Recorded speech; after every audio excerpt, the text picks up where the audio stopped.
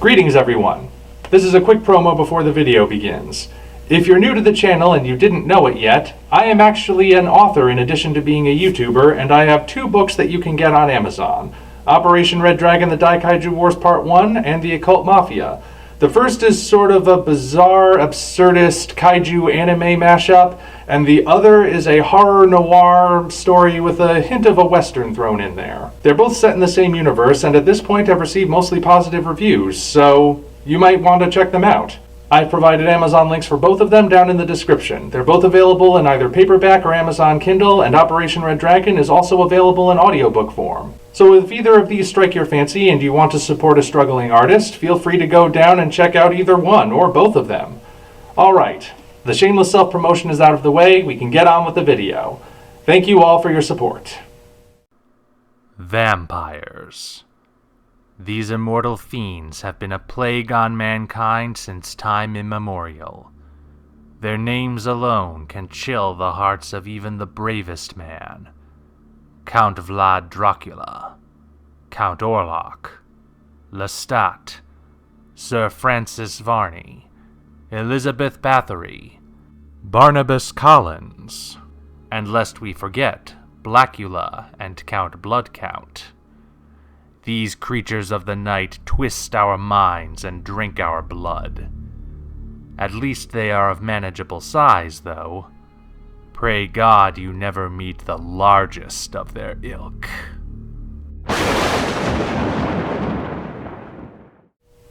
Then again, maybe this newcomer isn't the fiendish felon he appears to be at first glance. The only way to find out is to give Titanic Creations' Nosferadon a thorough review. Just a quick recap for those who came in late. Titanic Creations is an independent company devoted to making high-quality kaiju figures, but rather than get the licenses to Godzilla and Ultraman, is churning out original beasts that stand to scale with most Bandai figures. The flagship character Titanicus made his debut in 2018, though I didn't get one of my own until 2019. Go check out that review if you haven't already. In that video, I looked at Titanicus not just as a figure, but also as a character. But Titanicus was always intended to be the first of many.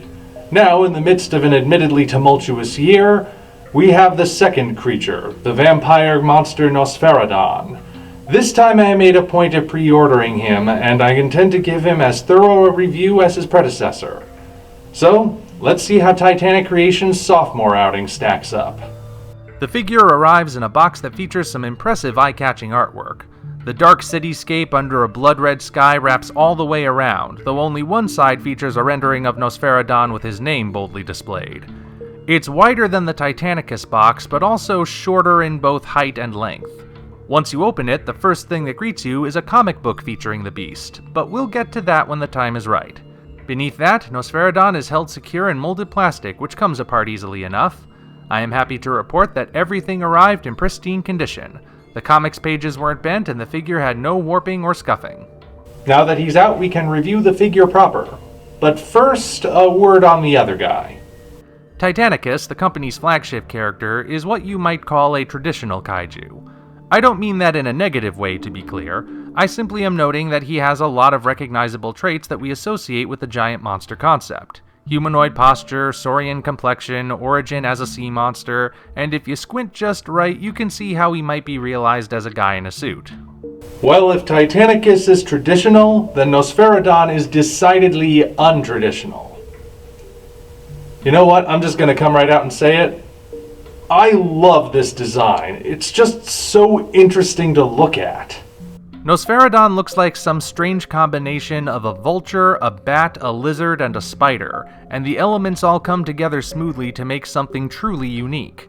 All over his body are these odd orange appendages that, well, I don't know what they are, really.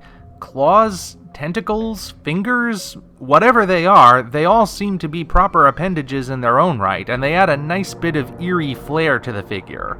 The body and limbs are very thin, quite reminiscent of Nosferadon's namesake, but they also make him look more animalistic, less like a man-in-suit kind of beast.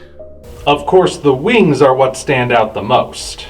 I have no clue how these diamond-shaped appendages are supposed to allow for flight, but I can forgive that because of how interesting they are. In addition to an unusual shape, they also have these sinewy, veiny strands twisting and turning on both sides of the membranes, and they add to the weirdness of his appearance in the best possible way. The fact that they arch over the membranes adds an extra bit of dimensionality to the wings and makes them pop even more. And to top it all off, the membranes are translucent. I've been following development of this figure for a while, and apparently the translucency was a later addition, but by Jove it's a welcome one, as it opens up opportunities for lighting when it comes to display and photography. And let's not forget about the paint. Nosferadon is predominantly light purple accented by orange, which is not a combination you often see in kaiju.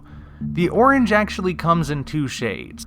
A lighter orange forms stripes all along the body, while a slightly richer shade is used for the eyes, claws, teeth, spikes, and those weird appendages. Seriously, what are those things? All of the paint is applied well with no noticeable bleeding or missed spots. If you get extremely close, I suppose you can find some places where the paint doesn't quite reach the intended line, but you have to get so close that it feels like nitpicking to point it out. Finally, you have the translucent yellow in the wings, which also has a subtle striping to it, and some red inside the mouth. I have absolutely no problem with the colors or the paint application, and it really makes him stand out among other kaiju figures. One last thing to note about Nosferadon is that literally every inch of him is detailed. I bring that up because the same cannot be said for Titanicus. The bottoms of Titanicus's feet are flat and featureless, save for the sculptor's signature, and there's a flat elliptical patch where his tail rests on the ground. Neither of these features apply to Nosferadon. Admittedly, the bottoms of his feet aren't super detailed, but the fact that they're detailed at all is a nice touch. Since this is a figure, it's only prudent to look at the articulation. Going back to the other guy once again, Titanicus has 4 points of articulation with movable arms and legs. That's actually pretty standard for kaiju figures of this size. Heck, some kaiju figures have no articulation at all. Nosferadon, however, ups the game with 7 points of articulation. You have the standard arm and leg movement, but both feet and the tail can rotate. With this much articulation, you have some good options for posing. Now you might look at this figure and assume that posing options are limited because he appears front-heavy and is using his left hand for support. But that is an illusion. Nosferadon is actually balanced in such a way that he can stand upright with both of his arms raised. In fact, thanks to the way his arms are sculpted, you can do some cool vampire poses with him. For example, raise his left arm and then his right, and he can hold a Dracula repel by a cross pose. This can also be achieved with just the left arm. Raise the right arm, and he looks like he's casting a hypnotic spell. A note about the leg joints. Thanks to the angular folds and narrow shapes, the legs don't rotate at the hips. Rather, the rotation point is on the upper thigh, although the points are different on each leg. Fortunately, the lines of separation are barely visible. But this isn't just about analyzing Nosferadon as a figure. I also want to know how he functions as a character, which means it's time to bring that accompanying comic back into play. Before we get into it, you're all probably thinking that Nosferadon is an evil creature, right? His creepy design and vampiric nature must be hinting at him being a villain. It's the assumption I made at first. Well, I figured I'd be comparing Nosferadon to some sort of pre-existing kaiju, but I was expecting it to be Rodan or Gauss. The last one I expected was Gamera, as in the Showa friend to all children Gamera. The trailer for Nosferadon, which can be found on YouTube, conveys a story in medieval times narrated by a child, who tells us how wicked soldiers killed all of the adults in his village and took the children to do unholy experiments to them. Then one night, the soldiers are slaughtered by Nosferadon, who frees the children and carries them to a place where they'll be safe. I was not expecting that to be my introduction to Nosferadon, and the comic brings things even further than that. The comic is set in Germany circa 1930. In it, a trio of boys enters a deep dark cave to go exploring. The 2 older ones have been there before, and the youngest, Wolf, is going in to prove that he's not a Frauoid. Typos happen to the beast of us.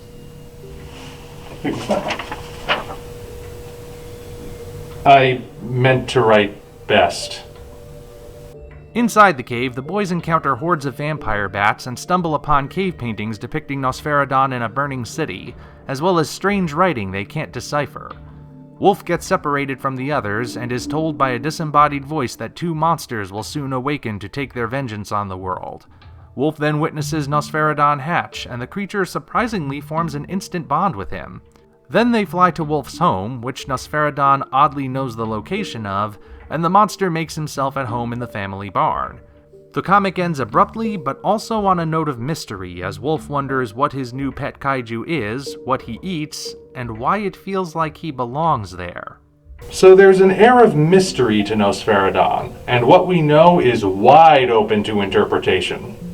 He seems to be fond of children, but will slaughter adults. He is destined to destroy, but has yet to cause any destruction. Or is he a destroyer? Does the cave painting show him raising a city or arriving to save it? And what of this other creature who may or may not have been teased elsewhere as a future figure? It's ultimately up to you whether or not Nosferadon is friend or foe.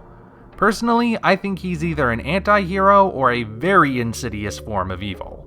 He at least seems friendlier than the unapologetically destructive Titanicus. Whatever Nosferadon is, I am intrigued to figure out more. In short, I love this figure.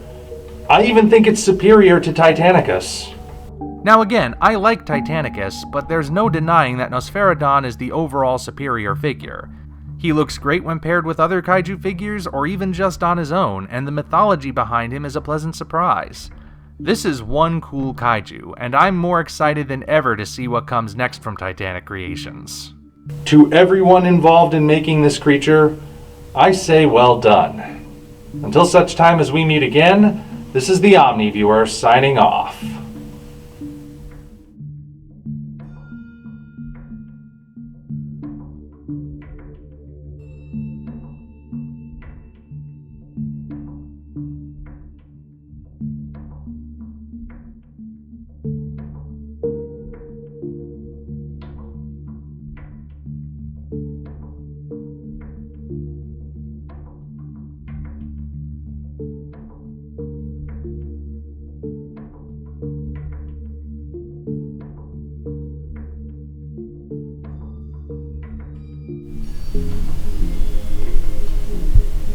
See what I mean? Cool, huh?